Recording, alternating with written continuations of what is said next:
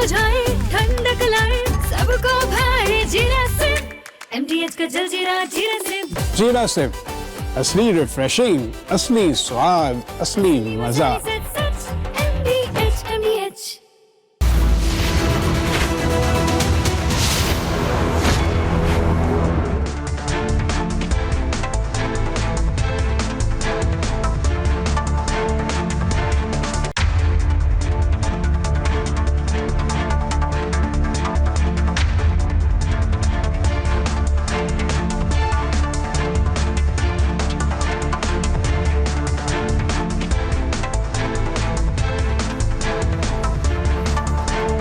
नमस्कार, बहुत स्वागत है आपका। आप देख रहे हैं देश का नंबर 1 न्यूज शो, ये भारत की बात है, और मैं हूं आपके साथ मृदुल शर्मा। उम्मीद करते हैं आप सभी सेहतमंद होंगे और बहुत बहुत फिट होंगे। आज खबरों में आपके लिए क्या है खास, कौन सी बड़ी और महत्वपूर्ण खबरें हैं, आइए जानते हैं।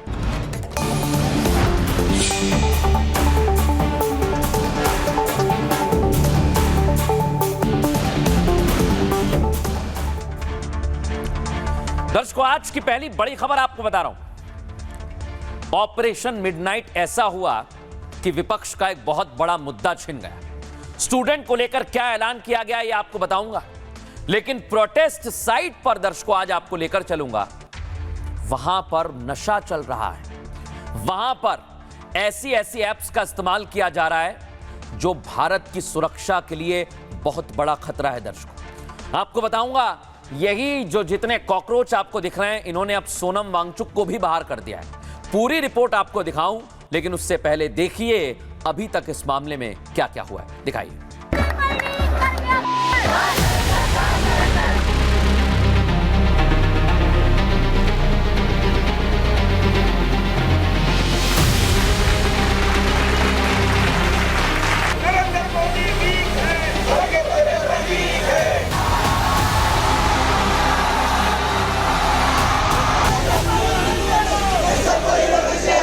फ्रेंड्स, मैं जानता हूं कि पेपर लीक ये कोई मामूली विषय नहीं है। प्रोटेस्ट कॉल ऑफ नहीं होगा, क्योंकि ये मूवमेंट अब एक अभिजीत दीक्षित या एक सोनम वांगचुक सर का नहीं है। ये मूवमेंट अब पूरे देश के युवाओं का बन चुका है और तभी पूरे देश में प्रोटेस्ट हो रहे हैं। तो इस्तीफे से कम मंजूर नहीं है। हमने सरकार को बता दिया है कि पूरे देश भर में इस समय प्रदर्शन चल रहे हैं, और अगर हमें जल्द ही धर्मेंद्र प्रधान का इस्तीफा या बर्खास्ती नहीं मिली तो ये प्रदर्शन और व्यापक होंगे। हमने उनको कहा है कि हम कल आपके साथ दोपहर बाद मिलेंगे और फिर हम आपसे जो आपको बताएंगे।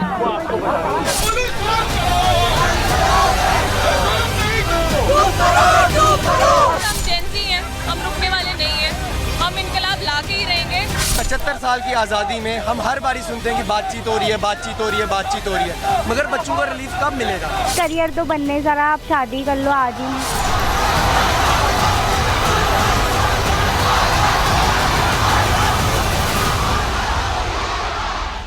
अब दर्शकों, सबसे बड़ी खबर आपको बता रहा हूं। जो जंतर मंतर पर आपको ये प्रदर्शन दिख रहा है, बहुत जल्द ही ये छू मंतर हो जाएगा। ऐसा मैं क्यों कह रहा हूं, इसका कारण आपको आगे बताऊंगा। दूसरी बड़ी तस्वीर, यहां तो पूरा का पूरा प्रोटेस्ट खत्म होने के कगार पर चला गया है, लेकिन अब खबर यह है कि इसमें राजनीतिक पार्टियां पूरी तरीके से जुट गई हैं। देश भर में वो चाहती हैं कि ये मुद्दा बना रहे ताकि चुनावों में इसका फायदा मिले। इसकी रिपोर्ट मैं आपको आगे बताऊंगा, लेकिन मैं ऐसा क्यों कह रहा हूं दर्शकों, ये खत्म होने वाला है। ये आप देखिए, ये कॉकरोच जनता पार्टी के प्रतिनिधि हैं दोनों, और ये सरकार के बुलावे पर एक न्यूट्रल जगह पर कॉन्स्टिट्यूशन क्लब में पहुंचे। ये मंत्री जेपी नड्डा से, जितेंद्र सिंह से मुलाकात करते हैं, और खबर है कि इन्होंने कई मांगे रखी हैं, उस पर करीब करीब सहमति बन गई है।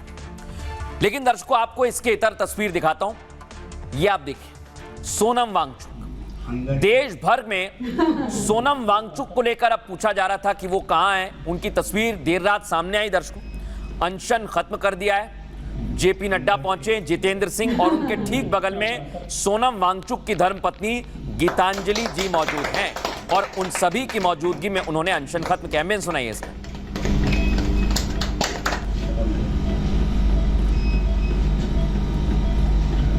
लेकिन दर्शकों इधर अनशन खत्म हो गया है और उधर कॉकरोचों ने सोनम वांगचुक को हटा दिया, लेकिन अब गिरिराज सिंह कह रहे हैं कि सोनम वांगचुक को ये लोग मारना चाहते हैं। क्या कह रहे हैं सुनवाइए जरा। ये लोग तो चाहते थे वांगचुक इनके कहने पर अपनी जान दे दें, जान दें वांगचुक, और राजनीति करें राहुल गांधी, अखिलेश यादव और केजरीवाल। ये चाहते थे वांगचुक को मरवा दें। ये लोग गए थे मिलने के लिए, यही कहने के लिए। अब दर्शकों मैं आपको बताता हूं, प्रधानमंत्री ने देर रात इंस्टाग्राम पर अपना एक पोस्ट किया। सेल्फी मोड में उन्होंने पोस्ट किया और सीधे छात्रों से बात। सुनवाइए जरा पीएम मोदी ने क्या कहा। फ्रेंड्स, मैं जानता हूं कि पेपर लीक एक कोई मामूली विषय नहीं है। लाखों विद्यार्थी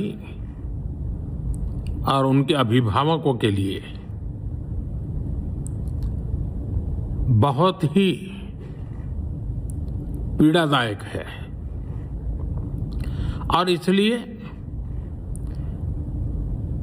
पेपर लीक घटना से अब तक पिछले 2.5 महीनों में अनेक विध कदम उठाए गए। अब प्रधानमंत्री ने सीधे छात्रों से बात की, लेकिन दर्शकों बावजूद इसके कुछ ऐसे राजनीतिक संगठन हैं जिनके कई छात्र संगठन हैं, अब वो लोग यहां पर आ गए और दावा यह किया जा रहा है टुकड़े टुकड़े गैंग के लोग भी इस आंदोलन पर कब्जा जमाना चाहते हैं और वो यहां पर आ गए। सुनवाइए जरा, ये डपली गैंग वहां पर पहुंचा है।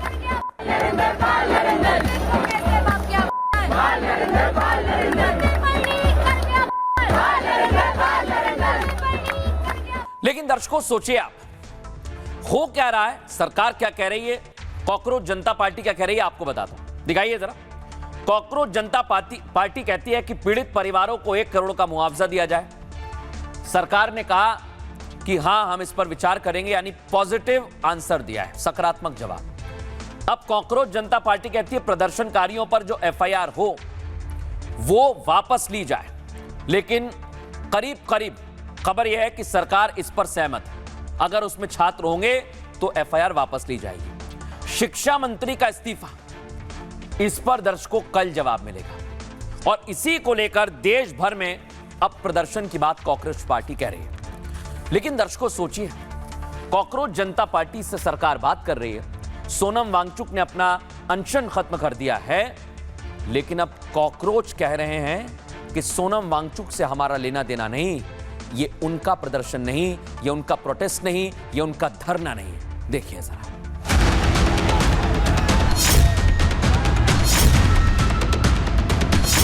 तमाशा करने वालों को क्या खबर, तमाशा करने वालों को क्या खबर, हमने कितने तूफानों को पार कर दिया जलाया है। जिस सोनम वांगचुक को आंदोलन का चेहरा बनाकर उन्हें भूख हड़ताल पर रखा गया, उनकी मौत तक प्रदर्शन जारी रखने का एजेंडा चलाया गया, अब वही सोनम वांगचुक अनशन खत्म कर बच्चों से घर लौटने की अपील करने लगे हैं, तो कॉकरोच छापों ने उन्हें ही पहचानने से इनकार कर दिया। प्रोटेस्ट कॉल ऑफ नहीं होगा, क्योंकि ये मूवमेंट अब एक अभिजीत दीपके या एक सोनम वांगचुक सर का नहीं है, ये मूवमेंट अब पूरे देश के युवाओं का बन चुका है। और जंतर मंतर पर छात्र क्रांति का नाटक करने वाला दीपके खुद को क्रांतिकारी बताने लगा, हजारों बच्चों के भविष्य को दांव पर लगाकर उनसे पत्थर चलवा रहा है और सियासी वोट लेकर सरकार से मोलभाव कर रहा है। क्या कर रहे हैं भाई?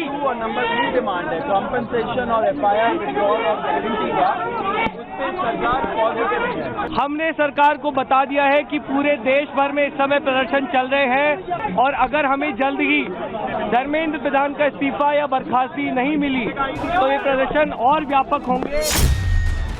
इनका असली मकसद नीट सुधार या छात्रों के भविष्य का नहीं, बल्कि सरकार के खिलाफ विपक्ष का मुखौटा बनना है, राजनीतिक दबाव बनाना है, क्योंकि पहले एक शर्त फिर 2 शर्त, अब नई शर्तें मनवाने आ गए।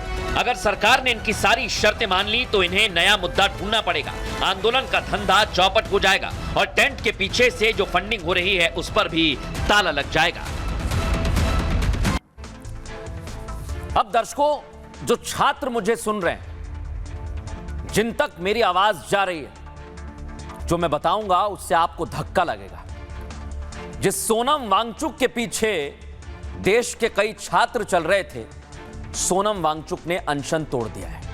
26 दिन से भूख हड़ताल पर बैठे वांगचुक ने अनशन तोड़ दिया है। देर रात जेपी नड्डा और जितेंद्र सिंह ने जूस पिलाकर अनशन तोड़वाया। इसके बाद सोनम वांगचुक ने अनशन खत्म करने का कारण भी बताया। उन्होंने कहा सरकार प्रभावित छात्रों के परिवार वालों को मुआवजा देगी, साथ ही उनकी मुख्य मांगों पर विचार करने का भरोसा दिया गया। बावजूद इसके दर्शकों, मैंने कहा ना कि जो छात्र सुन रहे हैं उन्हें हैरानी होगी, बावजूद इसके कॉकरोच जनता पार्टी प्रदर्शन को खत्म करने के मूड में नहीं। इसको लेकर सीजेपी और सरकार के बीच आज एक अहम बैठक हुई। केंद्रीय मंत्री जेपी नड्डा और जितेंद्र सिंह ने सीजेपी नेताओं से बातचीत की। करीब 2 घंटे चली इस बैठक में सीजेपी ने सरकार के सामने 3 बड़ी मांगे रखी। इसमें शिक्षा मंत्री धर्मेंद्र प्रधान का इस्तीफा सबसे अहम माना जा रहा है। इसके अलावा छात्रों को मुआवजा और केस वापस लेने की मांग की गई। सीजेपी का दावा है कि मुआवजे और एफआईआर वापसी पर सहमति बन गई, लेकिन उनका कहना है शिक्षा मंत्री को इस्तीफा देना ही होगा। हालांकि सरकार की तरफ से इस पर कल जवाब दिया जाएगा, लेकिन दर्शकों, सीजेपी ने प्रदर्शन खत्म करने से फिलहाल इनकार कर दिया। वो तो सोनम वांगचुक को पहचान भी नहीं रहे। इसीलिए मैं कह रहा हूं कि आखिर ये कॉकरोच जनता पार्टी चाहती क्या है। सुनिए जरा दोनों पक्ष क्या कहते हैं।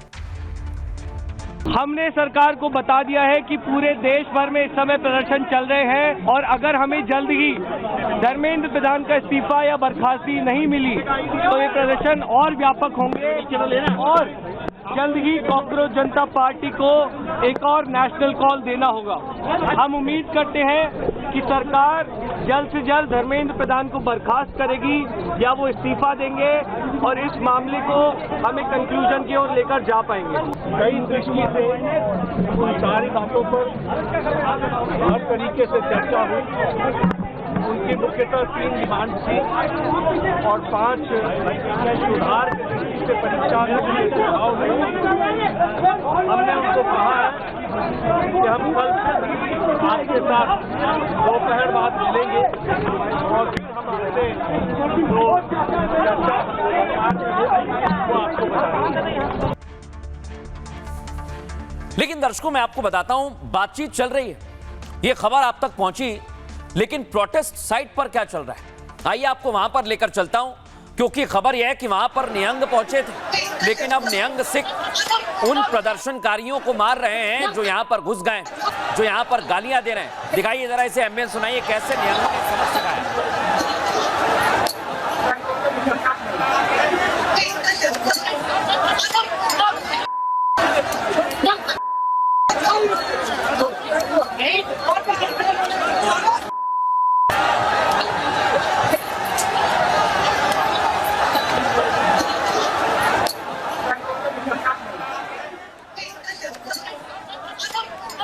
एक पत्तों में तनको ने मेरे लगाओ ये भाईजी पूछ लो भाईजी ने क्या पूछ लो भाईजी ना लगा चल आया इधर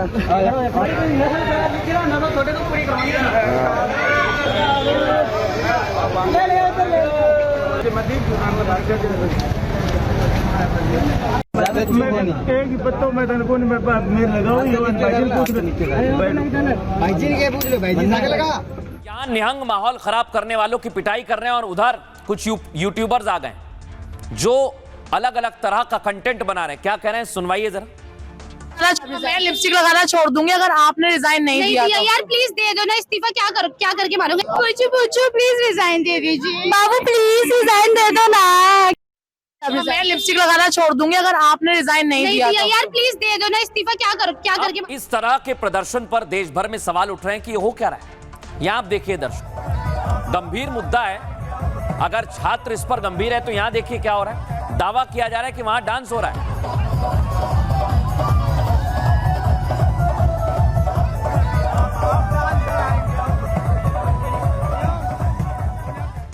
लेकिन दर्शकों, अगर यहां प्रोटेस्ट साइट पर आप देखेंगे तो उपद्रवी हैं।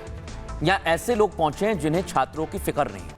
इसके इतर सरकार ने क्या किया है छात्रों के लिए, मैं आपको बताता हूं। आज कैबिनेट की बैठक में एक बिल को मंजूरी दी गई है। यह बिल पेपर लीक से जुड़ा हुआ है दर्शकों, और आपको बताऊं, इस बिल के पास होने से, कैबिनेट से मंजूरी मिलने के बाद अब पेपर लीक में अगर कार्रवाई होगी तो कैसी होगी, कितनी सख्त होगी, मैं आपको बताता हूं। प्रदर्शन के बीच पेपर लीक संशोधन बिल को मंजूरी मिल गई है। छात्र सुन लें, उनके अभिभावक सुन लें। कैबिनेट बैठक में पब्लिक एग्जामिनेशंस एक्ट पर मोहर लगी है। ये क्या है? अब सरकार सोमवार को संसद में बिल पेश करने की तैयारी में है। इस बिल में पेपर लीक माफियाओं के खिलाफ कड़े प्रावधान हैं। पेपर लीक करने पर 10 करोड़ का जुर्माना लग सकता है। पेपर लीक करने पर 3 से 5 साल तक की जेल की सजा होती है, जिसे नए संशोधन में बढ़ाकर 10 साल तक की जेल कर दी गई है। वहीं सजा दिलाने के लिए फास्ट ट्रैक कोर्ट का गठन भी हो रहा है। सुनवाई के लिए फास्ट ट्रैक कोर्ट के पास ज्यादा अधिकार होंगे।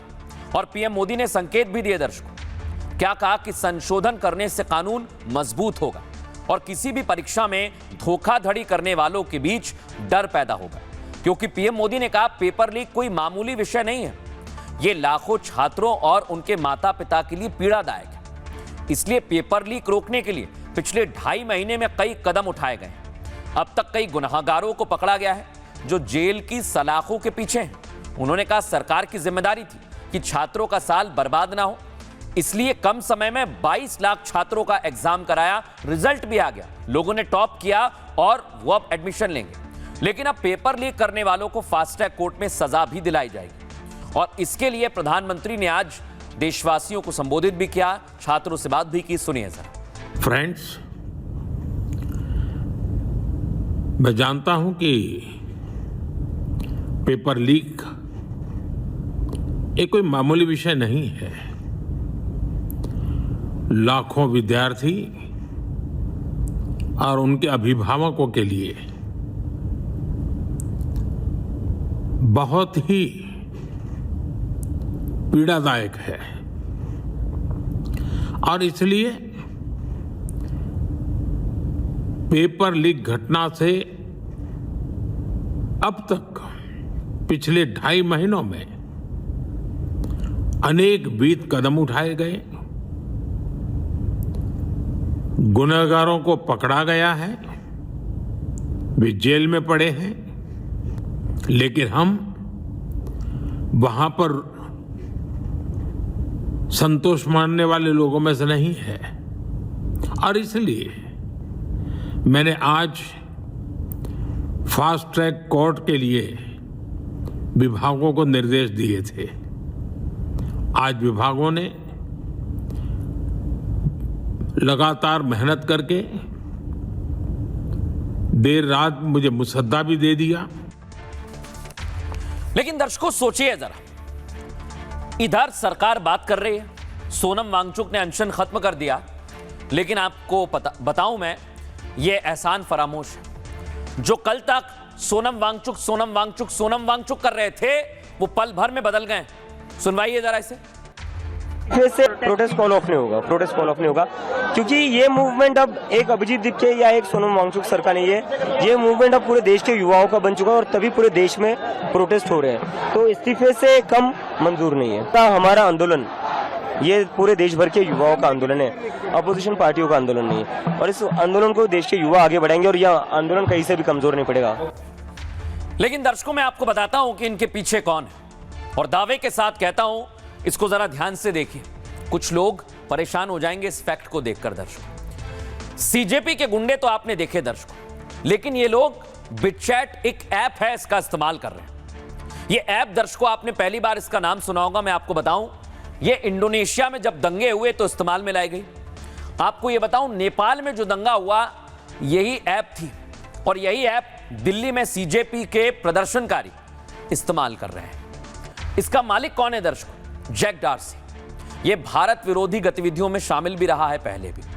अब मैं आपको बताता हूं, ये जो आप ग्रुप देख रहे हैं, ये भारत में जैसे आपने देखा सनातन विरोध की बात की जाती है, ये उसी विचारधारा के लोग हैं। सनातन विरोध, ब्राह्मणवादी, पितृसत्ता को ध्वस्त करने वाले पोस्टर लेकर आ जाते हैं लोग, ये इस ऐप से जुड़े हुए हैं। अब मैं आपको बताऊं, यह अपार गुप्ता, ये भी समर्थक है दर्शकों। और आपको बताऊं, इसका इंटरनेट फ्रीडम फाउंडेशन ये करता क्या है, मैं आपको बताता हूं। इसके डोनर्स आप देखेंगे, इनका नाम आप देखिए, अजीम Prem ji, only much louder, Zerodha एक ऐप है, आपने सुना होगा, बॉस्टन कंसल्टिंग ग्रुप।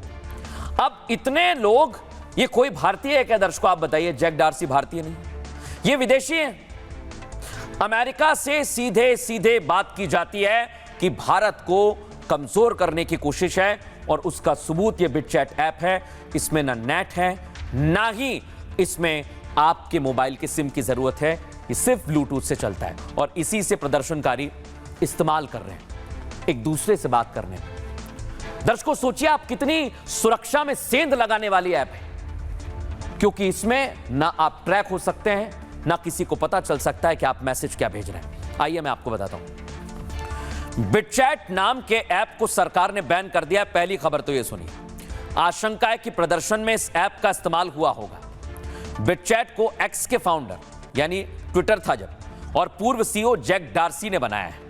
यह ऐप बिना इंटरनेट या बिना सिम कार्ड के ही चलता है। यह ऐप ब्लूटूथ मैश नेटवर्क तकनीक का उपयोग करता है। दर्शक, ब्लूटूथ की सामान्य रेंज केवल 30 से 100 मीटर की होती है। अब यहीं से खेल शुरू होता है।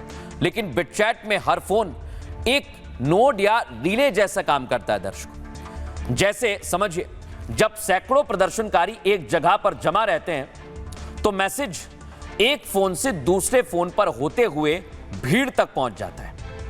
यानी जंतर मंतर पर इंटरनेट बैन के बाद भी यह ऐप चल रहा है। बिटचैट ऐप से प्रदर्शनकारी बिना इंटरनेट के जुड़े रहेंगे। ऐप पर अकाउंट बनाने में फोन, नाम या फिर ईमेल वेरिफिकेशन की भी कोई जरूरत नहीं है। आप कौन है, क्या कर रहे हैं, कोई मतलब नहीं है। इसलिए कौन किससे बात क्या करता है, कुछ भी, कोई डेटाबेस नहीं, कोई लॉग या डेटाबेस है ही नहीं।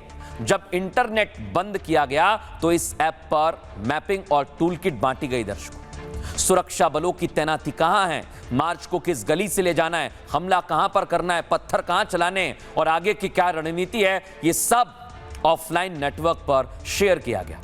और इस ऐप की बातचीत को ट्रैक करना लगभग नामुमकिन है। दर्शकों, इसलिए बिटचैट ऐप राष्ट्रीय सुरक्षा के लिए बहुत बड़ा खतरा माना गया। सबसे पहले हांगकांग में चीनी सेंसरशिप के दौरान यह मैश नेटवर्क लोकप्रिय बना था। नेपाल हिंसा के दौरान चंद दिनों में इस ऐप को लाखों बार डाउनलोड किया गया, और आपको बताऊं अब यह भारत में भी इस्तेमाल में लाया गया है। लेकिन सोचिए दर्शकों, थोड़ी देर के लिए कि आखिर भारत को कमजोर करने वाले लोग हैं कौन? लोगों को लगता है ये हवाई बातें हैं। ऐसा नहीं है दर्शकों, साजिश तो कई सारी हुई दर्शकों, लेकिन प्रधानमंत्री नरेंद्र मोदी का फोकस पेपर लीक जैसे गंभीर मुद्दे पर है। उन्होंने फास्ट ट्रैक कोर्ट का ऐलान किया, मैंने आपको बताया, 10 साल तक की सजा, 10 करोड़ रुपए तक के जुर्माने का प्रावधान किया। परीक्षा माफियाओं के खिलाफ कठोर फैसला लिया जिससे छात्रों के भविष्य की सुरक्षा हो। इस बीच सोनम वांगचुक ने 26 दिन की भूख हड़ताल भी खत्म कर दी। जूस पिया, सरकार ने राहत की सांस ली, क्योंकि हर नागरिक की जान की कीमत है। लेकिन कुछ तथाकथित आंदोलनजीवी हैं जो अब चिंता में पड़ गए हैं कि क्या करेंगे, क्योंकि सोनम वांगचुक जैसे लोग इनके लिए कोई मायने नहीं रखते।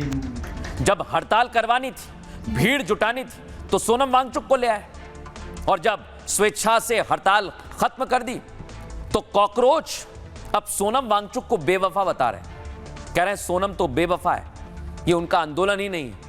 जहां सरकार ने संवाद के माध्यम से मुद्दे का समाधान निकाला, वहीं कुछ तत्वों को लगता है कि प्रदर्शन खत्म होने से फंडिंग का सिलसिला रुक जाएगा। ये जो बड़ी बड़ी ऐप आ रही है ना दर्शक, ऐसे ही नहीं भेजी जा रही है, इसके पीछे इनकी रणनीति है। इसे ही तो समझना है आपको। विदेशी फंडिंग, राजनीतिक एजेंडा और सोशल मीडिया पर वायरल होने वाली नारेबाजी, इसी पर आंदोलन क्रांति टिकी हुई है। लेकिन इसे झटका लगेगा, क्योंकि सोनम वांगचुक ही इसकी जान थे, लेकिन उनकी जान से इन लोगों को कोई फर्क नहीं पड़ता है। सुनवाइए। ये लोग तो चाहते थे वांगचुक इनके कहने पर अपनी जान दे दें, जान दें वांगचुक, और राजनीति करें राहुल गांधी, अखिलेश यादव और केजरीवाल। ये चाहते थे वांगचुक के को मरवा दें।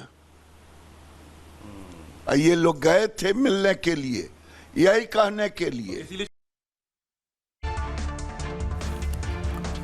जिस प्रदर्शन की शुरुआत पेपर लीक पर सख्ती, शिक्षा सुधार के साथ हुई दर्शकों, वो धीरे धीरे राजनीतिक सनातन विरोध का मंच बन गया। सरकार की 2 प्रमुख मांगों पर सहमति बनने के बावजूद अब तीसरी मांग पर अड़ गए।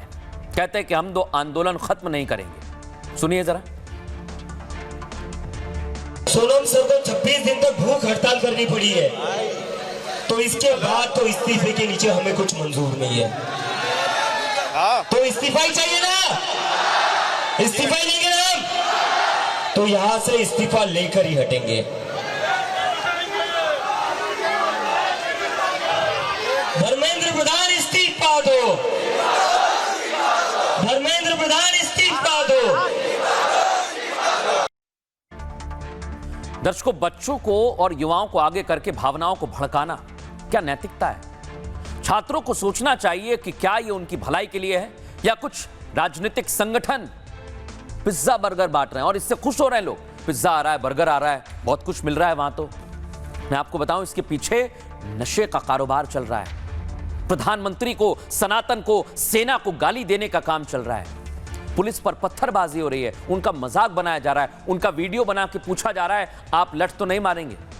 जंतर मंतर पर यह मुफ्त का खाना पीना बट रहा है ना दर्शकों, ये उसी की वजह से हो रहा है क्योंकि वहां पर अराजक तत्व चले गए हैं। लेकिन सवाल सीजेपी और जो लोग वहां पर मौजूद हैं वो राजनीतिक दल से भी हैं। कहा जा रहा है सीजेपी अब विपक्ष की बी टीम बन गया है। कुछ मुख्य मुद्दे जो अभी भी सक्रिय हैं, लेकिन अतिरिक्त राजनीतिक मांगे क्यों की जा रही हैं, ये सवाल पूछा गया। क्या इनका मकसद शिक्षा सुधार है या सत्ता विरोध? भारत जैसे लोकतंत्र में विरोध का अधिकार है, लेकिन जब वही विरोध फंडिंग, विदेशी एजेंडे और बच्चों के शोषण का कारण बन जाए तो आपको सतर्क होना चाहिए दर्शकों। और छात्र जो सुन रहे हैं वो भी समझें कि लड़ाई आपकी शिक्षा के लिए है।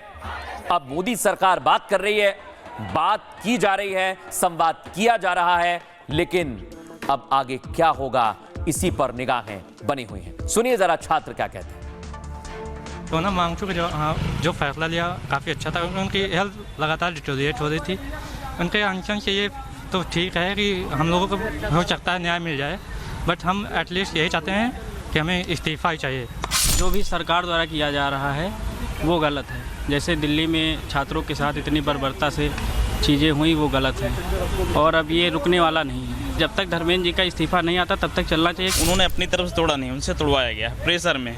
अगर वो चाहते उनकी जैसे मतलब बच्चों के साथ सपोर्ट था तो अभी और लंबा चलता, क्योंकि अनशन जैसे दबाया जा रहा है, बच्चों को आवाज़ दबाया जा रहा है। दीपके जी जो हैं वो विदेश के एजेंट है और उनको विदेश से फंडिंग मिल रही थी और वो अब ये चाह रहे हैं कि देश के युवा किताब न उठाकर पत्थर उठा ले हाथों में और देश को पूरी तरह से बर्बाद कर दें।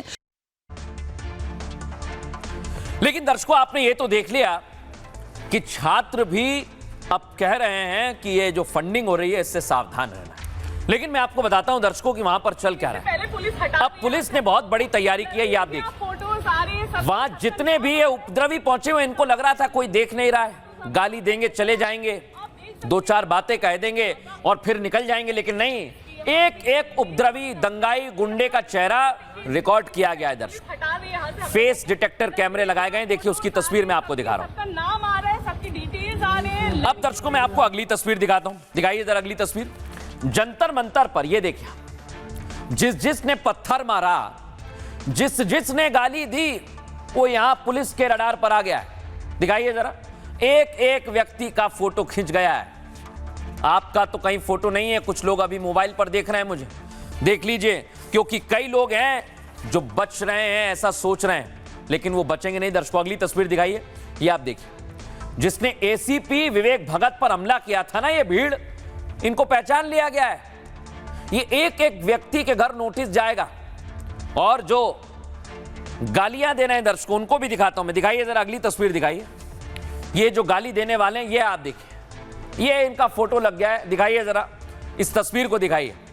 इनके परिवार वालों तक भी ये तस्वीर पहुंचनी चाहिए कि आखिर ये कैसा आंदोलन है। आंदोलन तो बहुत हुए हैं इस देश में, लेकिन ऐसा आंदोलन आज तक नहीं हुआ दर्शक। ऐसा मैं इसलिए कह रहा हूं क्योंकि आंदोलन के नाम पर आप गालियां देंगे, नशा करेंगे और देश की सनातन संस्कृति को, सेना को गाली देंगे, ये इस देश में तो नहीं चलेगा। अब इसको लेकर पुलिस ने क्या तैयारी की है, इन्हें कैसे पहचाना जा रहा है, आइए मैं बताता हूं। ये आप देखिए दर्शकों, ये आपको प्रतीकात्मक तस्वीर में बता रहा हूं। जितने लोग प्रदर्शन कर रहे हैं वहां सीसीटीवी लगा हुआ है, कंट्रोल रूम में मॉनिटर किया जा रहा है जो आप यहां देख रहे हैं, और इसलिए इनकी एक एक तस्वीर रिकॉर्ड हो रही है। इन लोगों को लग रहा है इन्हें कोई देख नहीं रहा है। जंतर मंतर पर जारी प्रदर्शन में वांटेड अपराधी भी शामिल हो गए। दिल्ली पुलिस ने इसको लेकर बहुत बड़ा खुलासा किया। आपको बताऊं, फेशियल रिकॉग्निशन सिस्टम FRS से अपराधियों की पहचान की गई है। अब तक 215 वांटेड अपराधी प्रदर्शन करने पहुंचे थे, वहां पर देखे गए हैं। इन अपराधियों ने हिंसा के साथ दंगे जैसे हालात पैदा किए। दिल्ली पुलिस ने जंतर मंतर पर FRS सिस्टम वाली एक गाड़ी भी तैनात कर दी है। फेशियल रिकॉग्निशन सिस्टम प्रोटेस्ट में आने वाले हर शख्स की कुंडली खंगाली जा रही है। CJP का विरोध प्रदर्शन अपराधियों का अड्डा बनता जा रहा है। दिल्ली पुलिस हिंसा में शामिल लोगों के खिलाफ सख्त एक्शन लेने जा रही है। हिंसा करने वालों का पासपोर्ट रद्द होगा, इसकी प्रक्रिया शुरू हो गई है ताकि उपद्रवी तत्वों को कड़ा संदेश दिया जा सके। दिल्ली पुलिस ने हिंसा के पीछे पाकिस्तानी साजिश बेनकाब की। पुलिस ने 480 पाकिस्तानी हैंडल्स को ब्लॉक किया है। दर्शकों, ये सोशल मीडिया पर गलत जानकारी फैला रहे थे। दावा किया जा रहा है CJP प्रोटेस्ट में 7 छात्रों की मौत हो गई। ये झूठा है दर्शकों। सच है कि प्रदर्शन के दौरान किसी की जान नहीं गई, और जो लोग भारत में भी इस तरह का माहौल खराब कर रहे हैं उन पर भी कार्रवाई होगी। सभी हैंडल पाकिस्तान से ऑपरेट किए जा रहे हैं। ऑपरेशन सिंदूर के दौरान भी पाकिस्तानी हैंडल्स ने ऐसी ही साजिश की थी दर्शकों। और आपको ये बता दें, 2000, मेरे पास खबर आ रही है, मेरी टीम ने बताया 2000 ऐसे अपराधी हैं जो चिन्हित कर लिए गए हैं। इन पर कार्रवाई की जाएगी। हमारे सहयोगी साहिल की रिपोर्ट आपको दिखाते हैं। FRS और AI की मदद से दिल्ली पुलिस को बड़ी कामयाबी हाथ लगी है। धरना स्थल पर पहुंचे तकरीबन 2000 अपराधियों की पहचान की गई है। जंतर मंतर पे बड़े लेवल पे प्रदर्शन चल रहा है, उसके बीच कुछ जो है प्रदर्शनकारी जो उग्र होकर दिल्ली पुलिस को भी जख्मी कर रहे हैं। इस दौरान दिल्ली पुलिस ने FRS स्कैनिंग मशीन जो है वो जंतर मंतर पे लगाई है, जिसके जरिए बीते 2 दिनों का जो डाटा है वो निकल के सामने आया है। ये पता चला कि 2000 ऐसे अपराधियों की पहचान की गई है जो कि उनका क्रिमिनल हिस्ट्री बैकग्राउंड है, जिन पे कई मुकदमे हैं, जो कि पिछले सालों में जेल भी जा चुके हैं। लेकिन दर्शकों, मैं आपको बताऊं ये सब क्यों हो रहा है। सब कुछ इसलिए हो रहा है क्योंकि इसका एक ही केंद्र है। वो केंद्र है दर्शकों, सियासत का। संसद के बाहर विपक्ष प्रदर्शन कर रहा है। दावा किया जा रहा है विपक्ष CJP को सपोर्ट कर रहा है। सुनवाइए जरा आज कैसे नारेबाजी की गई।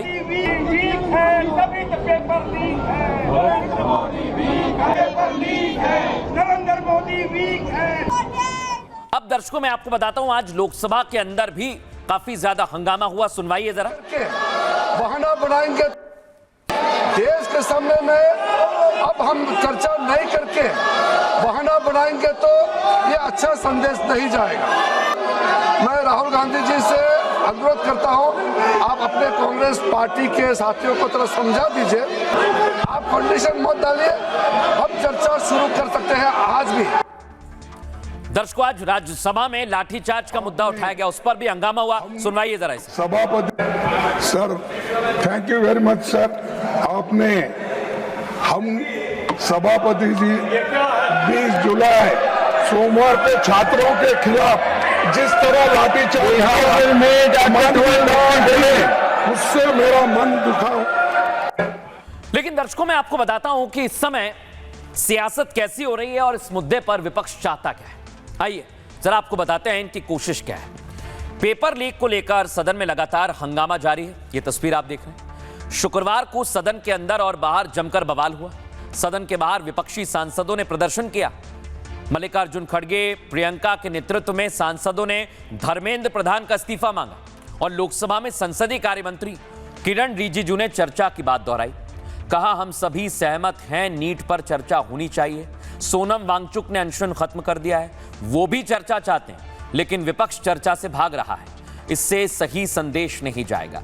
रिजिजू के बयान पर राहुल गांधी ने जवाब दिया। कहा, जब तक धर्मेंद्र प्रधान को नहीं हटाया जाता हम चर्चा नहीं करेंगे।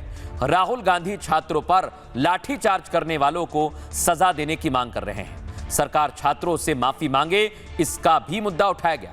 राज्यसभा में मल्लिकार्जुन खड़गे ने पीएम मोदी के वीडियो पर आपत्ति जताई। कहा रात 12 बजे बयान जारी करने के बजाय उन्हें सदन में बोलना चाहिए। नीट पर विपक्ष के आक्रामक तेवर के चलते मॉनसून सत्र नहीं चल पा रहा। केंद्र सरकार विपक्ष के साथ चर्चा के लिए पूरी तरह से तैयार है, लेकिन विपक्ष चर्चा से पहले धर्मेंद्र प्रधान के इस्तीफे पर अड़ा है। सवाल ये कि जो विपक्ष चर्चा चाहता है वो चर्चा से आखिर भाग क्यों रहा है। आपको सुनवाते हैं इसे लेकर क्या कुछ कहा गया। We are not going to have any conversation, any discussion before Mr. Pradhan is sacked. पर सरकार को तो अपना पक्ष विपक्ष के सामने रखने के लिए ही सदन है, तो सदन की चर्चा से विपक्ष क्यों भाग रहा है? अगर उनको कुछ बोलना है तो सदन में बोलना चाहिए, तभी हम वो ऑथेंटिक बात उनकी समझेंगे। रात के 12 बजे करने के बजाय दिन में पार्लियामेंट में आके अगर वो कहे क्या कहना चाहते हैं हम देखेंगे। एड्रेस करके कहा कड़ा से कड़ा कानून, और इसी सत्र में कांग्रेस ने क्या किया, 2 दिन पहले गुंडों को डंडा दे करके कुछ छात्रों को आगे करके उनके पीछे खड़ा होकर के गुंडागर्दी किया। इनको छात्रों से राहुल गांधी केजरीवाल को मतलब नहीं है, इनको मतलब है कैसे अराजकता फैला रहे। जब ये पार्लियामेंट चलेगी तो ऐसा बिल आएगा जिसमें कि पेपर लीक करने वालों की रूह और पीढ़ियां कांप जाएगी। लेकिन दर्शकों, आप सोच रहे होंगे कि छात्र प्रदर्शन कर रहे हैं, उनका नीट का मुद्दा है, उनका प्रदर्शन अब हाईजैक हो गया है, वहां उपद्रवी पहुंच गए। सरकार और विपक्ष दोनों सियासत कर रहे हैं। आपके काम की खबर आपको बताता हूं, आपको दिक्कत होने वाली है। दिल्ली एनसीआर के लोग सुने ध्यान से, 18 मेट्रो स्टेशन बंद हो गए। सोचिए, आप प्रदर्शन का खामियाजा आम जनता को हमेशा भुगतना पड़ता है। अगली तस्वीर दिखाइए, मूव कीजिए, ये आप देखिए। दिल्ली मेट्रो रेल कॉरपोरेशन ने बाकायदा जारी किया है एक सर्कुलर और बताया है इंटरनेट सुविधा भी नहीं मिलेगी, नहीं चलेगी। यानी कहीं आंदोलन हो, कितने ही आंदोलन हो, इसका खामियाजा आप लोगों को, आम जनता को भुगतना पड़ता है। दर्शक, अगली तस्वीर दिखाइए, मैं आपको बताता हूं कहां पर कौन कौन से मेट्रो स्टेशन बंद है। नई दिल्ली मेट्रो स्टेशन बंद हो गया है, आपको बताएं लोक कल्याण मार्ग स्टेशन, इसके बाद राजीव चौक सबसे बड़ा मेट्रो स्टेशन है, पटेल चौक स्टेशन बंद हो गया है, ये येलो लाइन पर है। रामकृष्ण आश्रम मार्ग ये भी बंद हो गया है। 12 खंबा रोड ये मेट्रो स्टेशन भी बंद है। सुप्रीम कोर्ट यहां पर भी बड़ी संख्या में लोग जाते हैं। सेवा तीर्थ मेट्रो स्टेशन भी बंद हो गया है। जनपथ पर भी ताला लग गया है। इसके बाद मंडी हाउस मेट्रो स्टेशन भी तात्कालिक तौर पर बंद किया गया है। केंद्रीय सचिवालय सेंट्रल सेक्रेटेरिएट भी बंद हुआ है। आईटीओ मेट्रो स्टेशन पर भी कहा गया है कि अभी मेट्रो नहीं चलेगी। दिल्ली गेट मेट्रो स्टेशन पर भी अभी सर्कुलर आया है और इंद्रप्रस्थ मेट्रो स्टेशन भी बंद किया गया है। खान मार्केट मेट्रो स्टेशन, इसके बाद जोरबाग मेट्रो स्टेशन दर्शक और शिवाजी स्टेडियम भी बंद किया गया है, झंडेवाला, और ये सारे स्टेशन मेट्रो स्टेशन अभी कुछ समय के लिए बंद किए गए हैं। सबसे बड़ी बात यह कि खुलेंगे कब। अगली तस्वीर दिखाइए जरा। अब दर्शकों, एक और सर्कुलर आ गया है। अब यूनिवर्सिटीज ने कहा है कि छात्र यहां पर पढ़ने के लिए आते हैं, उन्हें समय पर अपनी अटेंडेंस भी देनी चाहिए, और इसके लिए जवाहरलाल नेहरू यूनिवर्सिटी ने बाकायदा एक एडवाइजरी जारी की। अगली तस्वीर दिखाइए। इसी को आगे बढ़ाया है यूनिवर्सिटी ऑफ दिल्ली ने। डीयू यूनिवर्सिटी ने भी एक एडवाइजरी जारी की है, लेकिन प्रोफेसर जो तमाम जारी करते हैं एडवाइजरी, उसको लेकर बवाल हो रहा है। अगली तस्वीर दिखाइए जरा। यूनिवर्सिटी के छात्रों ने माना नहीं और अब राहुल गांधी इस मुद्दे पर सियासत करने लगे हैं। देखिए आप जरा, एक तरफ मेट्रो स्टेशन बंद हुआ, आम जनता को दिक्कत हो रही है, दूसरी तरफ अलग अलग यूनिवर्सिटीज ने छात्रों को एडवाइजरी जारी की। क्या कहा गया है, आइए मैं आपको बताता हूं। जंतर मंतर पर सरकार के फैसले के विरोध लगातार चल रहे हैं, प्रदर्शन चल रहा है, लेकिन दर्शकों अब दिल्ली यूनिवर्सिटी और जेएनयू ने एक एडवाइजरी जारी की है। डीयू और जेएनयू ने सभी स्टूडेंट्स, प्रोफेसर और कर्मचारियों से अपील की है कि जंतर मंतर पर होने वाले धरना प्रदर्शन या विरोध प्रदर्शन में ना जाए। नियमों का उल्लंघन करने पर कानूनी कार्रवाई हो सकती है। एआईयू, आईआईटी रुड़की और आईआईटी मद्रास की ओर से भी ऐसी ही सलाह दी गई है। सबसे पहले डीयू ने क्या कहा है? दिल्ली यूनिवर्सिटी प्रशासन ने ऑफिशियल एक्स पर सूचना जारी की।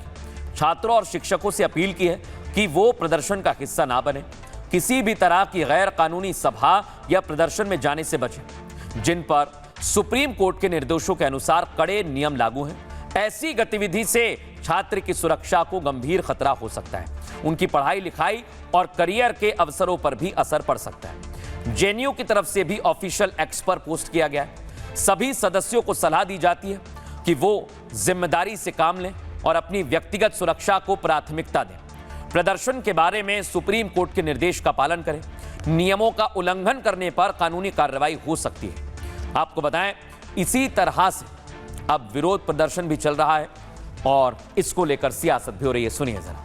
दिल्ली यूनिवर्सिटी और जेएनयू ने अपने छात्रों को जंतर मंतर आंदोलन में न जाने की सलाह दी है। अगर वो नैतिक संस्कार भर रहे हैं और उन्हें लग रहा है कि अराजक तत्वों के बीच में कहीं बच्चे न चले जाएं, तो ये उनका कहना प्रोरोगेटिव भी है और सलाह देना उनका काम भी है, क्योंकि वो केवल शिक्षा नहीं, उनको नैतिक शिक्षा भी देनी है। राहुल गांधी चूंकि एक विपक्ष के नेता हैं और इस आंदोलन को विपक्ष का पूरा सहयोग है, और लेकिन यूनिवर्सिटी में चुनाव होते हैं, वहाँ छात्र राजनीति होती है, तो छात्र राजनीति जो राजनीति की शिक्षा वो भी यूनिवर्सिटी में ही होती है, तो इसलिए सही दिशा देना ये यूनिवर्सिटी का काम है। अब दर्शकों मैं आपको दिखाता हूं प्रोटेस्ट साइट पर इस समय हमारे पास कुछ अपडेट आ रहे हैं। आइए आपको दिखाते हैं वहां पर रात के वक्त चलता क्या है। कुछ लोग बोलते हैं ना छात्र हैं वहां पर, देखिए जरा ये भाई वहां पर नशा कर रहा है भाई, दिखाइए जरा, इसे दिखाइए कैसे नशा चलता है वहां रात में। आप देख लीजिए दर्शक और बताइए इस आंदोलन में अब कैसे आंदोलन जीवी हाईटेक हो गया है मुद्दा, नशा कर रहा है। सुनवाइए जरा इसे। प्रोटेस्ट चल रहा है भाई, इन चीज़ों का कोई ध्यान नहीं रख रहा। देखो ये सॉल्यूशन सुन रहे हैं यहाँ पे प्रोटेस्ट में। ये जो भी कर रहा हूँ सही कर रहा हूँ, अपने देश के लिए कर रहा हूँ। ये देश के लिए कर रहा है भाई अपने क्या सूंघ रहा है? ये जो भी कर रहा हूँ सही कर रहा हूँ, अपने देश के लिए कर रहा हूँ। ये देश के लिए कर रहा है भाई अपने देश। इसे क्या कर रहा है ये? जान है जान। ये यहाँ मत करो वरना निकल जाओ भाई, माहौल खराब नहीं करना यहाँ का। बिल्कुल यार, आप तो बिल्कुल आपके अंदर अक्ल वक्ल भाई यार, यहाँ तरीका क्या है इसको। अब दर्शकों एक शराबी खुद बता रहा है कि मैंने शराब पी रखी। सुनवाइए जरा, इसे भी सुनवाइए। बस सुनो, मैंने पी रखी है भाई। अरुण नाम है मेरा भाई, ठीक है। अरुण मुझे ये बताओ, यहाँ पे प्रोटेस्टर्स का साथ देने आए हो ना? साथ देने आया बिल्कुल भाई। क्या करते हो भाई? हम तो स्टूडेंट है भाई। क्या पढ़ाई? 12th क्लियर करी है हमने। अच्छा अब बताओ कौन सा क्वेश्चन? क्वेश्चन यही है कि क्या देखे प्रोटेस्ट में, कैसा लग रहा है? प्रोटेस्ट में ये देखा है हमने भाई, देखो जो भी है स्टूडेंट को भाई क्लियर करना चाहिए। वैसे जो भी है स्टूडेंट को ना, जो भी है देखो, तो जो भी बात है ना भाई, जो भी बात है क्लियर करना चाहिए। क्या बात है किसी को नहीं पता। यहाँ आप देखिए दर्शकों, ये शराब की केन है जिससे बंदूक बनाई जा रही है। क्या चाहते हैं लोग? शराब सिगरेट के पैकेट से बंदूक बनाई जा रही है, AK-47 बनाई जा रही है। इसकी क्या मंशा है दर्शकों, बताइए जरा आप।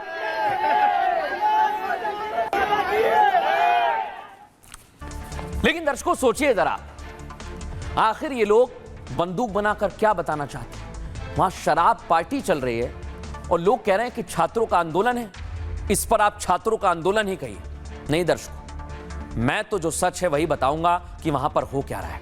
ये दो तस्वीर आप देखिए दर्शकों। जंतर मंतर पर अब जो भीड़ है वो कोई भी स्टूडेंट नहीं है, मानिए मेरी बात। आप तस्वीरें गवाही दे रही हैं कि अब जंतर मंतर पर उपद्रवियों का कब्जा है, और आप माने ना माने वहां पर है उपद्रवी। दिल्ली के जंतर मंतर पर एक बार फिर माहौल खराब हुआ। इस बार दर्शकों कुछ निहंग पहुंचे हुए थे, वो निहंगों को मारने लगे। कुछ लोगों में झड़प हुई तो निहंगों ने उन्हें सबक सिखाया। ये आप देखिए। बाद में निहंगों ने बताया कि कुछ लोग शराब पीकर प्रदर्शन में पहुंच रहे हैं।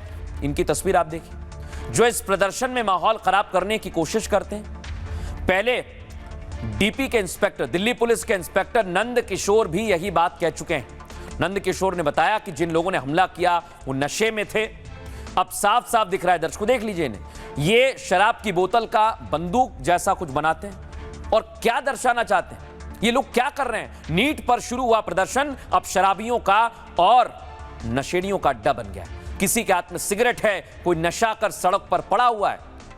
सोचिए आप दर्शकों, सवाल उठेंगे, जरूर उठेंगे, क्योंकि क्या ये स्टूडेंट प्रोटेस्ट है जिस पर अब छात्रों को छोड़कर मानो सभी आ गए हैं, सभी ने हाईजैक कर लिया है?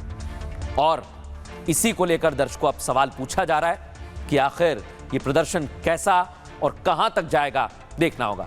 अब खबरों में आगे बढ़ेंगे दर्शकों, और आज एक और बड़ी खबर आपके लिए लेकर आए। आपको सीधे लेकर चलते हैं दर्शकों युद्ध के मैदान में। क्या अब न्यूक्लियर हथियार ही आखिरी प्रहार बचा है दर्शकों? क्योंकि अब युद्ध और ज्यादा भड़क रहा है। दिखाइए जरा।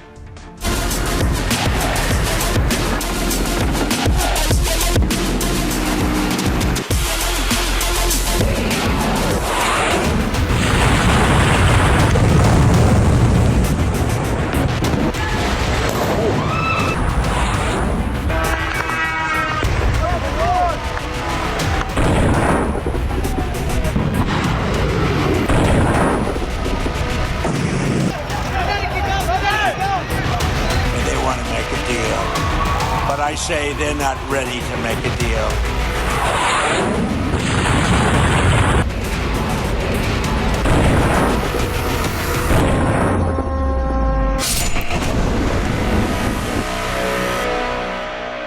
अब दर्शकों मैं आपको बताता हूं, ईरान ने 5 से 6 जगह पर भीषण हमला किया है। कहां पर हमला किया है दिखाइए जरा, फुल फ्रेम दिखाइए, हमने सुनाइए।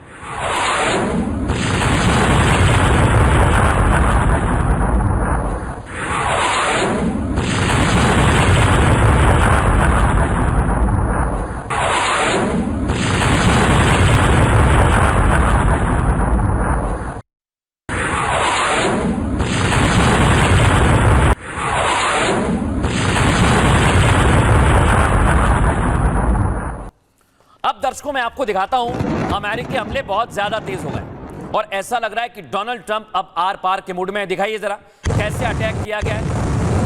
ईरान के अलग अलग शहरों में ये हमला किया गया है।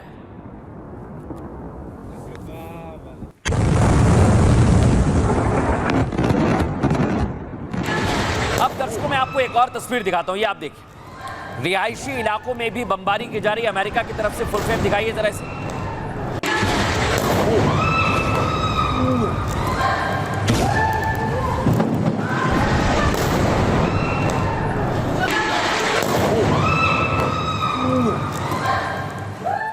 लेकिन दर्शकों इसे लेकर डोनाल्ड ट्रंप ने बहुत बड़ा ऐलान कर दिया, सुनवाइए जरा डोनाल्ड ट्रंप क्या कह रहे हैं। मैं ईरान पर एक जबरदस्त हमले के बारे में सोच रहा हूं, ऐसा हमला जो पहले कभी नहीं हुआ, और मैं फैसला लेने के बेहद करीब हूं। सोचिए दर्शकों, इधर ईरान भी नहीं रुक रहा है। यूएस बेस पर ईरान ने भी हमले तेज कर दिए, यानी अब यह युद्ध और ज्यादा भीषण हो रहा है। दिखाइए जरा।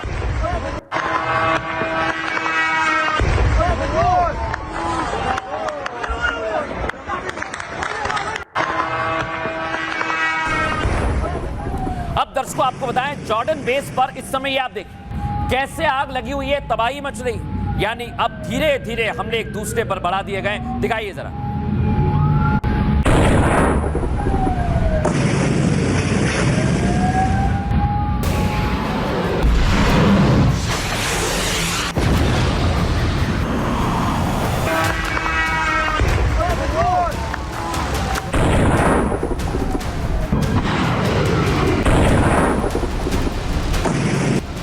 ट्रंप की टेबल पर परमाणु बटन पहुंच चुका है। ईरान के सर्वनाश की पूरी तैयारी ट्रंप ने कर ली है। ट्रंप ने मुल्ला को बंकर में ही राख करने वाला मिशन शुरू करने का इशारा कर दिया है।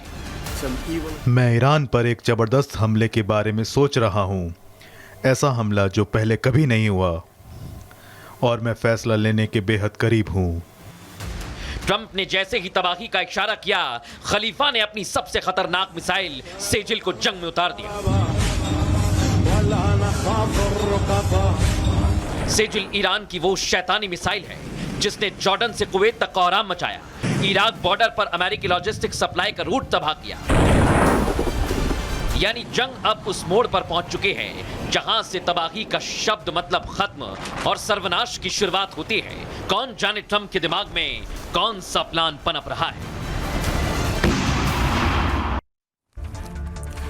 लेकिन दर्शकों, तबाही का प्लान सबसे घातक प्लान है न्यूक्लियर का, और ऐसा लग रहा है कि जिस तरह से डोनाल्ड ट्रंप हमले कर रहे हैं, अगला प्लान वही हो सकता है। आइए आपको बताता हूं कैसे। ईरान जंग अब परमाणु युद्ध की तरफ बढ़ती जा रही है। ईरान के बिजली घर, पावर प्लांट लगभग तबाह हो चुके हैं। ईरानी मिलिट्री साइट, कोस्टल और रडार भी तबाह कर दिए गए हैं। इस बीच डोनाल्ड ट्रंप ने ईरान पर हमले को लेकर एक बहुत बड़ी चेतावनी दी। ट्रंप ने कहा, मैं ईरान पर जबरदस्त हमले के बारे में सोच रहा हूं। ऐसा हमला जो पहले कभी नहीं हुआ। मैं फैसला लेने के बहुत करीब हूं। ट्रंप के इस बयान को न्यूक्लियर अटैक की तैयारी से भी जोड़ा जा रहा है। एक्सपर्ट के मुताबिक ईरान पर हर तरह के हमले पहले ही हो चुके हैं। ईरान पर अब तक सिर्फ परमाणु हमले का खतरा ही बाकी बचा है। अगर यह परमाणु अटैक का इशारा है तो दुनिया के लिए भी बड़ा खतरा है। दरअसल अमेरिका ने अब तक जंग में 3.6 लाख करोड़ रुपए बर्बाद किए, जबकि ईरान युद्ध में 18 अमेरिकी सैनिक अब तक मारे जा चुके हैं। इतने बड़े नुकसान के बाद भी यूएस अपना मकसद पूरा नहीं कर पाया, जिसके बाद ट्रंप अब ईरान पर बहुत बड़े हमले की चेतावनी दे रहे हैं। इसको लेकर हमने एक्सपर्ट से भी सवाल किया, वो क्या कहते हैं सुनिए जरा। जिस तरह की तैयारियां दिख रही हैं उससे लग रहा है कि ईरान यूएस युद्ध के बीच में कुछ ज्यादा ही बड़ा होने वाला है, ऐसा ट्रंप का भी कहना है। और अगर ट्रंप कहते हैं तो पहले वो कहा करते थे और बड़ा। मुझे लगता है अब वो दौर शायद चला गया कि 100 के बजाय आप 200 मिसाइल डालेंगे, 200 के बजाय आप 300 ड्रोन डालेंगे, दोनों को मिलाकर डालेंगे, एयर स्ट्राइक करेंगे बड़ी से बड़ी। बट अब और क्या बड़ा हो सकता है? लोगों का कहना है कि न्यूक्लियर अटैक हो सकता है। न्यूक्लियर अटैक अपने आप में एक बहुत बड़ी अटैक होगा, लेकिन मैं उसे मानता हूं कि वो एक अल्टीमेट अटैक होगा जब सारे विकल्प छूट जाएंगे। इसलिए मेरा आकलन कहता है कि शायद अभी भी गुंजाइश है कि न्यूक्लियर अटैक ना हो, लेकिन जब बड़े अटैक की बात करेंगे तो वो है तैयारियां देखते हुए। ग्राउंड फोर्सेस तैयार करी जा रही हैं, स्पेशल फोर्सेस सील्स तैयार किए जा रहे हैं। लेकिन दर्शकों, इधर डोनाल्ड ट्रंप तैयारी कर रहे हैं तो क्या अमेरिका पूरी तैयारी कर चुका है? क्या अमेरिका ईरान को खत्म करना चाहता है? क्योंकि इराक तक ये जंग चली गई, क्या इसलिए गुस्सा बढ़ रहा है? दिखाइए जरा इरबिल के इलाके में कैसे हमला किया गया है।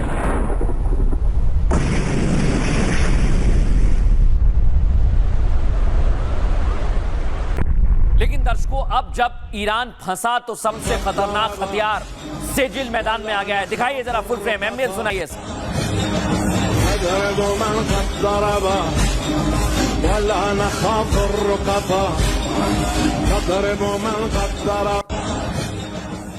अब दर्शकों मैं आपको बताता हूं, ये जो सेजिल मिसाइल है, जॉर्डन बेस पर तबाही मचाई गई है। मैंने अभी आपको दिखाया। मूव कीजिए जरा, अगली तस्वीर दिखाइए। कुवैत की तस्वीर आपको दिखाता हूं, ये आप देखिए। यूएस सैन्य अड्डे पर हमला किया गया, तबाह कर दिया है। फुल फ्रेम दिखाइए इस तस्वीर में।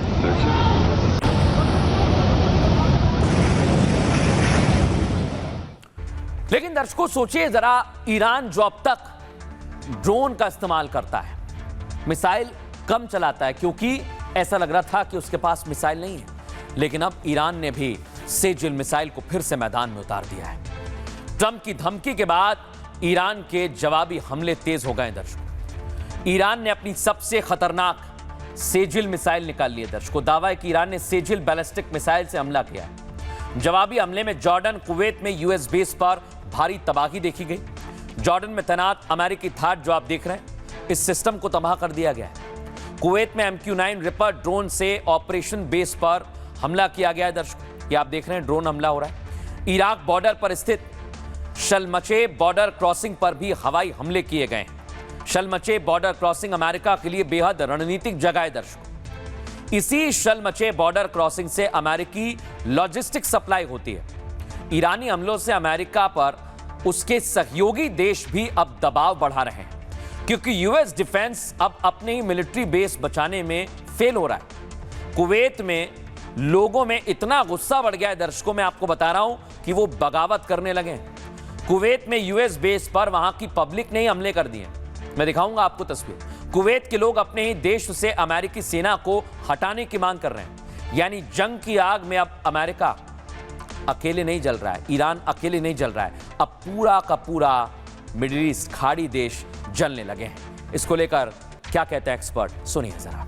अमेरिका की एयर डिफेंस सिस्टम्स जैसे थार्ड या पैट्रियट या आयरन डोम भी डिप्लॉय की गई है। ये बहुत ही बेहतरीन एयर डिफेंस सिस्टम हैं। तो ईरान से आते हुए ज़्यादातर ड्रोन्स ज़्यादातर मिसाइल्स को इंटरसेप्ट करके हवा में ही तबाह कर दिया जाता है। महज कुछ ड्रोन या महज कुछ मिसाइलें ही अमेरिकन टारगेट्स तक पहुंच पाती हैं। दूसरी बात ये भी है कि अमेरिका ने अपनी जो एयर डिफेंस सिस्टम्स हैं अब उनमें जैमर भी लगाने शुरू कर दिए हैं। ये जो ईरानी मिसाइल्स हैं उनकी जीपीएस कोड को स्टील करने में भी एक्सपर्ट हैं। लेकिन दर्शकों सोचिए जरा, आखिर ये युद्ध क्यों बढ़ रहा है? इसका कारण है दर्शकों, मैं आपको बताता हूं। क्योंकि यूएस जो है पूरी कोशिश करता है, और मैंने कहा ना उसका विरोध होने लगा है। मिडिल ईस्ट में कैसे विरोध हो रहा है पहले तो आप दिखाइए कुवैत की तस्वीर। पत्थरबाज वहां पर भी पहुंच गए।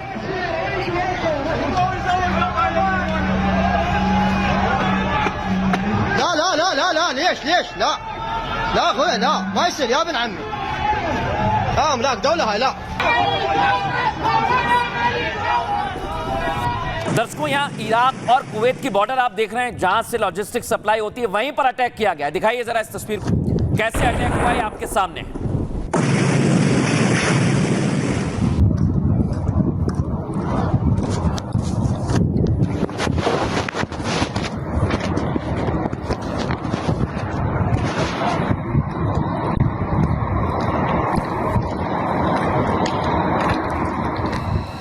उधर दर्शकों ईरान की ब्रिटेन को धमकी सामने आई। डिएगो गार्सिया जो आप देख रहे हैं इस पर निशाना साधने की बात कही। और ये सोचिए आप दर्शकों, अगर ये हुआ तो युद्ध की आग, जैसा हम पहले भी कहते हैं, यूरोप तक जाएगी और फिर मामला और ज्यादा खराब हो जाएगा। यूनाइटेड किंगडम तक जाएगी और भी कई देश इसकी चपेट में आ सकते हैं। दर्शकों मैं आपको बताता हूं कैसे। प्रधानमंत्री बदलते ही ब्रिटेन की भी जंग में एंट्री हो गई है। नए प्रधानमंत्री ने ईरान के खिलाफ बड़ी रणनीतिक मंजूरी दी। यूएस को ब्रिटिश सैन्य अड्डों के इस्तेमाल की मंजूरी दे दी गई है। डिएगो गार्सिया फेयरफोर्ट एयर बेस से यूएस बॉमर अब उड़ान भर रहे हैं। और इसके बाद ईरान ने ब्रिटेन के प्रधानमंत्री को बड़ी धमकी दे दी। ईरान ने आरोप लगाया कि B-1 बॉमर ब्रिटेन के बेस से उड़े। इन्हीं B-1 बॉमर ने ईरान पर 2000 पाउंड के बम गिराए, जिसके बाद ईरान भड़क गया है और हमले की धमकी दे रहा है। IRGC ने ब्रिटेन को चेतावनी दी कि वो सैन्य अड्डे इस्तेमाल ना करने दे। अगर ब्रिटेन बेस से ईरान पर हमले होते हैं तो ईरान वहां हमले करेगा, जैसे वो मिडिल ईस्ट में कर रहा है। ईरान ने ब्रिटेन के डिएगो गार्सिया को अपना अगला टारगेट बताया। यानी ईरान जंग में अब ब्रिटेन की सीधी एंट्री तय मानी जा रही है। हालांकि ब्रिटेन ने कहा कि उसकी सेनाएं देश की सुरक्षा करने में सक्षम है, लेकिन जो बेस है दर्शकों, जो अमेरिकी जहां से इस्तेमाल कर रहे हैं ब्रिटेन की धरती से, वो अब ईरान के निशाने पर आ गया है। एक्सपर्ट क्या कहते हैं सुनिए। जब से स्टार्मर चेंज हुए हैं, नए प्रधानमंत्री आए हैं, उन्होंने इसके लिए परमिशन दे दी है। अब पिछले साल युद्ध में ईरान ने 2 मिसाइलें डिएगो गार्सिया के ऊपर दागी थी, जो हालांकि कुछ नुकसान तो नहीं कर पाई, इनइफेक्टिव रही, लेकिन ये तो तय हो गया कि ईरान के रेंज में डिएगो गार्सिया है। अब ईरान जो काम पहले कर चुका है वो अब क्यों नहीं करेगा? तो मैं समझता हूं कि ईरान ये गलती अवश्य करेगा आवश्यकता पड़ने पर डिएगो गार्सिया पे हमला करने की। लेकिन दर्शकों सोचिए जरा, अगर ब्रिटेन की सीधी एंट्री होती है तो फिर यह युद्ध और ज्यादा भड़केगा। लेकिन आपको बताऊं, एक और वॉर का फ्रंट खुल गया है दर्शकों। हूती विद्रोही आ गए। ये आप देखिए, सऊदी के जहाजों पर मिसाइल से अटैक हुआ है। दिखाइए जरा फुल फ्रेम, दिखाइए इस तस्वीर को। ये लाल सागर में हमला किया गया है दर्शकों।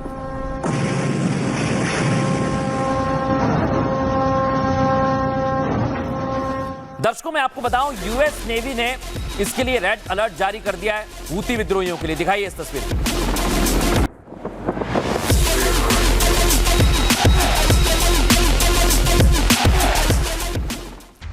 लेकिन दर्शकों अगर ये हमले हुए हूतियों की तरफ से तो क्या बाब अल मंदेब भी बंद हो जाएगा? सुनिए एक्सपर्ट क्या कहते हैं। अमेरिका के वार्निंग देने के बावजूद हूतीज ने सऊदी अरेबिया के 2 शिप्स पे हमला कर दिया।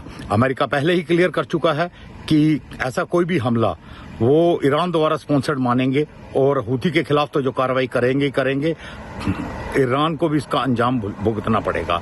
ईरान ऑलरेडी पिछले 12 दिनों से इस जंग में भीषण हमले झेल रहा है। ये हमले जो पहले हमले हुए थे उनसे काफी ज्यादा तेज हैं और इसमें पार ब्रिजेस, पार इंफ्रास्ट्रक्चर, ब्रिजेस वगैरह सबको टारगेट किया गया है। अब ये और तेज हो सकते हैं। अमेरिका भी काफी ज्यादा मिलिट्री इंफ्रास्ट्रक्चर और रिसोर्सेज मिडिल ईस्ट की तरफ और मूव कर रहा है। अब दर्शकों खबरों में आगे बढ़ेंगे और आपको बताएं, पहले कई राज्य हैं भारत के जहां पर बारिश नहीं हो रही थी, लेकिन अब वही राज्य बाढ़ की चपेट में आ गए, जल प्रलय आया। दिखाइए तस्वीर जरा। पहली तस्वीर आपको दिखाता हूं राजस्थान की। आप देखिए पूरी की पूरी खदान जो है भर भरा कर गिर गई। फुल फ्रेम दिखाइए इस तस्वीर को।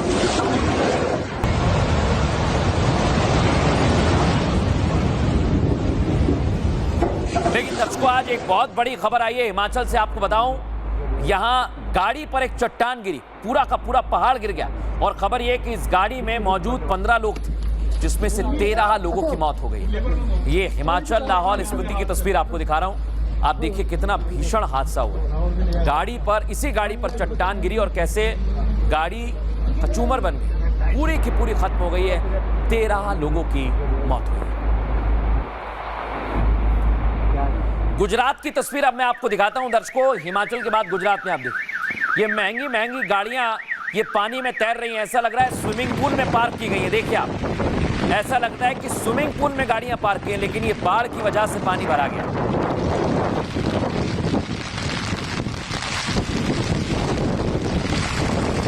ये गुजरात वलसाड की तस्वीर आपने देखी। अब आपको अगली तस्वीर दिखाता हूं दर्शकों। बाढ़ में फंसे लोगों को हेलीकॉप्टर से बचाया जा रहा है। फुल फ्रेम दिखाइए इस तस्वीर को जरा।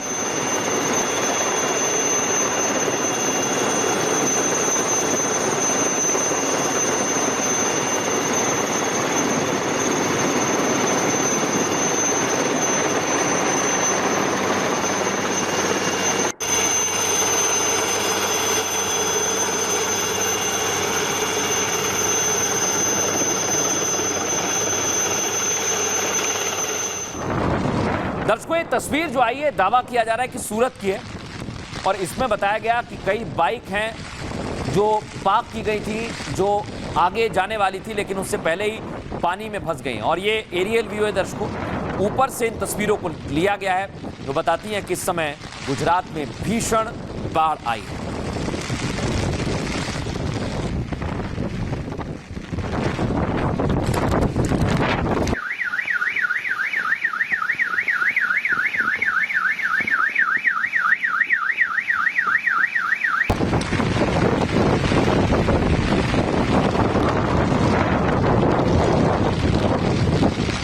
अब दर्शकों आपको एक और तस्वीर दिखाते हैं। ये आप देखिए अहमदाबाद। ये अहमदाबाद का हाल है जहां पर भीषण बाढ़ की वजह से हालात काफी ज्यादा खराब हो गए। अब आपको एक और तस्वीर दिखाते हैं दर्शकों, पहाड़ों पर लेकर चलते हैं।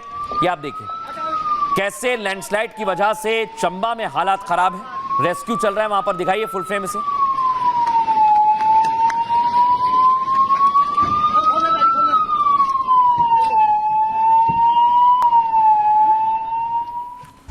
पांच साल की बच्ची थी जिसे लेकर ये भाग रहे थे। दर्शकों ऐसे ही भारत में कई जगह परेशानियां हैं। उम्मीद करते हैं कि वहां जल्द ही बाढ़ से लोगों को राहत मिलेगी। बहरहाल आगे बढ़ते हैं, बात करेंगे आज के सूत्र की। और आज का सूत्र लिया है सरदार वल्लभ भाई पटेल से। हम सब भारतवासी हैं, पटेल साहब कहते हैं। ये सिर्फ एक वाक्य नहीं है, बल्कि आपकी और हमारी पहचान है, एकता का प्रतीक है।